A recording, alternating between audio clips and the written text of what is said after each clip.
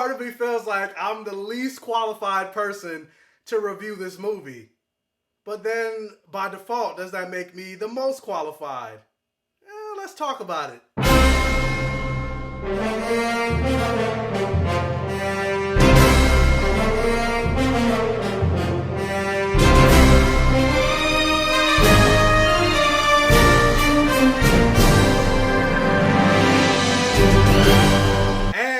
Welcome to my safe haven, everybody. Thank you for joining me here for another review on the Black Gay Comic Geek channel. If this is your first time joining me here on the channel, welcome. Thank you so much for clicking this video and this link and stopping by my channel. My name is Michael, and I always say the things that I love to talk about in my fantasy has blood, sex, gore, and magic, or any variation of the four. So I like to talk about fantasy, sci-fi, superheroes, video games, comic books. As long as it has blood, sex, gore, and magic, I'm interested, and if I want to talk about it, I'm here to talk about it. So if that's what you're interested in, hopefully you enjoy this review, hopefully you enjoy this channel, and you decide to subscribe. If you could do me a favor and hit that like button for the YouTube algorithm. And if this is not your first time, thank you so much for coming back. If you too can also hit that like button, it'll really help with the YouTube algorithm and everything like that. If you could not tell from the title of this video, this will be a non-spoiler review to the highly anticipated 2021 Dune movie. So do you guys have any level of familiarity with the Dune franchise? Did you read the book? Did you see the original movie? Are you super excited for this movie? Let me know all your thoughts in the comment section below. Like, comment, interact for the algorithm. So let's get this conversation going. And guys, like, bear with me for this review, because like this review is going to be super annoying to both record and edit, because I have not been sick, I think, since like 2019, because you know, right towards the beginning of 2020, we had COVID-19, so everything was shut down. You couldn't really go anywhere. You couldn't really interact with anybody. So I'm basically stuck inside my house like a hermit. And it wasn't until this latter half of 2021 that things started to open back up again. And so now that I'm interacting with more people, I went to New York Comic-Con last weekend, which it wasn't as packed as it normally is, especially for a Saturday, but that's still a lot of people that you're around. And then of course I went to the movies to see Dune yesterday. So like today I woke up and my nose has just been running non-stop all freaking day. My throat is all scratchy, so even as I'm talking, I'm trying not to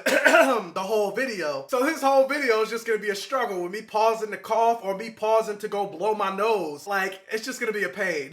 I took some Theraflu, severe cold and cough, but it ain't doing shit. Like, I'm still coughing and my nose is still running, but whatever, yeah. But anyway, going back to what I mentioned in the intro of this video, I feel like, the reason I say I feel like I'm the least qualified to review this movie, because I knew absolutely nothing about Dune and the franchise or the plot or anything like that going into this movie. Like, honestly, I didn't even know that this movie was a remake and that there was actually a Dune in 1984. I found out when I happened to look up the IMDb for this particular movie, and I saw Dune from 1984 and then Dune 2021. I was like, oh, this is a remake? And not only is it a remake, it's based off a very popular book series, and I've never read the book. I didn't even know it was a book. Again, I went into this movie completely blind. I think I saw like one trailer, and I don't even really remember the trailer. I just knew it looked decent and it looked pretty beautiful going into the movie. And plus, you know, blood, sex, gore, magic, sci-fi. I'm a sci-fi fan, so yeah. But if you're like me and know nothing about this movie, the plot for Dune reads: Paul Atreides, a brilliant and gifted young man born into a great destiny beyond his understanding, must travel to the most dangerous planet in the universe to ensure the future of his family and his people. As malevolent forces explode into conflict over the planet's exclusive supply of the most precious resource in existence, only those who can conquer their own fear will survive. And also, the thing that got me interested in this movie is this cast is stacked. You have Timothée Chalamet, who's the lead, Javier Bardem, Jason Momoa, Zendaya, Rebecca Ferguson, Oscar Isaac, Josh Brolin, and even Dave Bautista's in this movie, and so many other actors. And so with that said, like, the acting for this movie was pretty damn good. Like, these actors did not come to play, and they knew exactly what movie they were in. They knew exactly the importance of this movie and this story,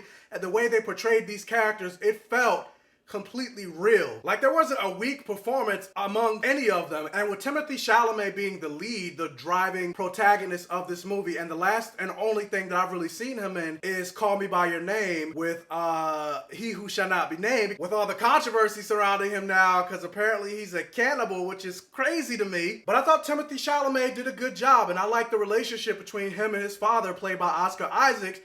and also him and the relationship that he had with the character played by Jason Momoa. And then the relationship that he had with Rebecca Ferguson, who plays his mother. Like, I thought they had a really strong relationship, and I believed them as mother and son. And another great thing about this movie, like you could tell they put some money behind this movie. Like, this movie was gorgeous. Like, all of the CGI, the set pieces, the costume designs, the moments that they shot on location, like everything about this movie was gorgeous. Like, it looked like it took place on another planet. There was only one moment in this movie where I was just like, oh, that looks kind of fake. They could have worked a little bit more on the CGI. And that was like a 10-second scene. For damn near, I think this movie is like 2.5 hours. All of it looked incredible. The cinematography, the shots, like, it looked incredible. And another thing that was incredible was the score. Like, the music that played throughout the movie, like, yeah, like, it was magnetic. Like, it reminded me, funny enough, a lot of like how Black Panther's score was and how epic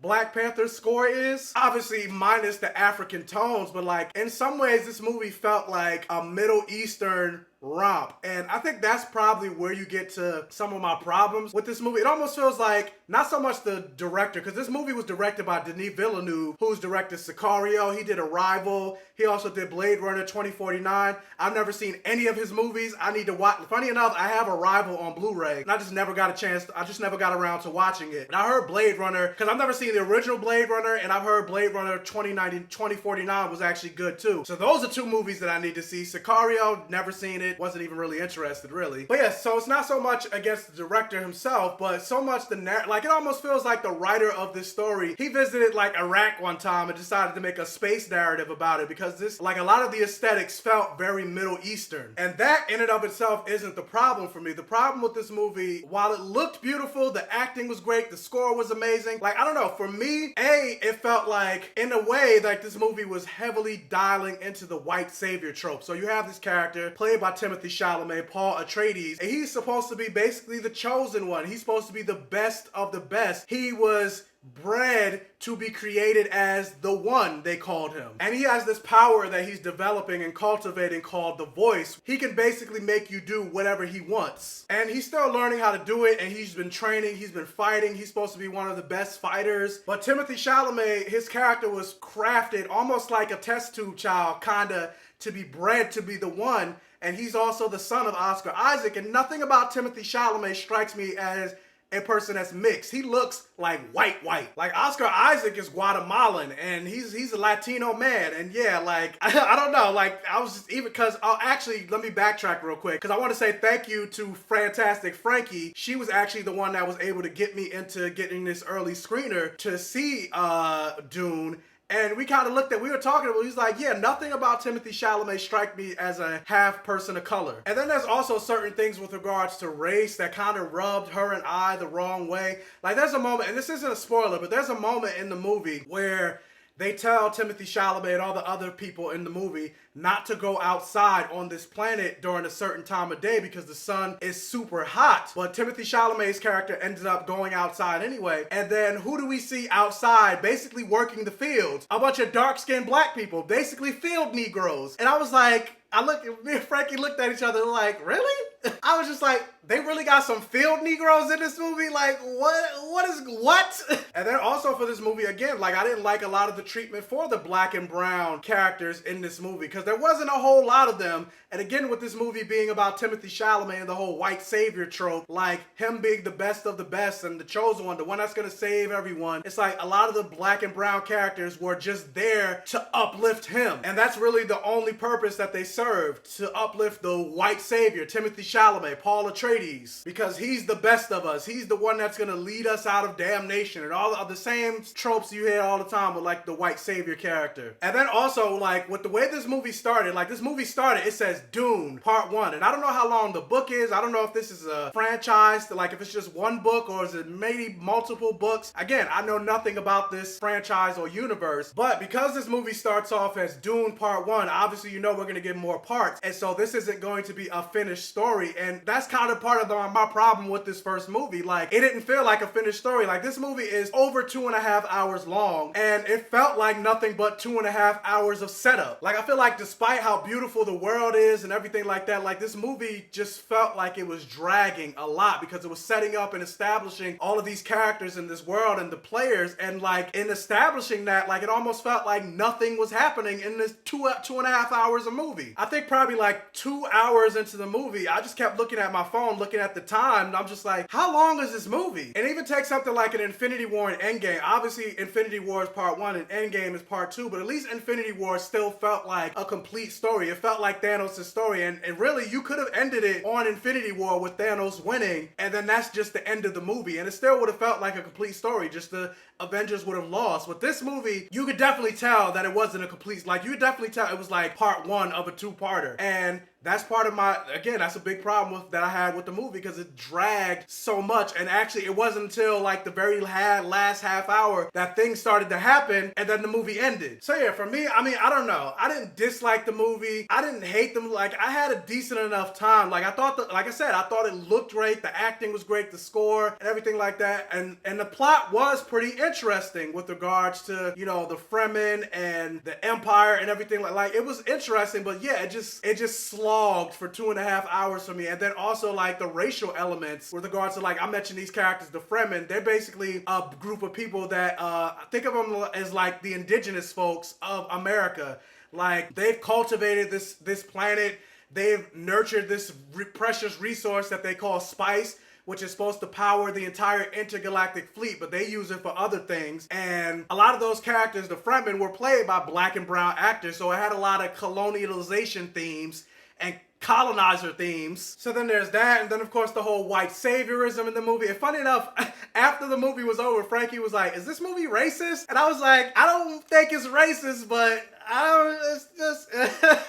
don't know, like, so because of all of that, I'll probably say Dune 2021, it broke even. But I don't know, this review might be controversial because there might be people coming in here that read the books, that love the books, that know the franchise, but again, I'm not reviewing the books or the book. I'm talking about Dune 2021. Your opinion might be completely different than mine. So when you see Dune 2021 coming out next week, come back here and let me know what you thought about it. Let me know your thoughts. Have you read the book? Do you know the franchise? Have you seen the original 1984 movie? How do the two movies compare? Let me know your thoughts in the comment section below. Also, if you can, hit that thumbs up button again and like this video. It'll really help out with the YouTube algorithm and the channel. If this is one of your first time checking out one of my videos, please check out the other videos on my channel. And if you like what you see, please subscribe for more and hit that bell notification button so you're alerted every single time I post a new video. Tell your friends, families, and neighbors about my channel to help me continue to grow. And as always, I will catch you guys next time.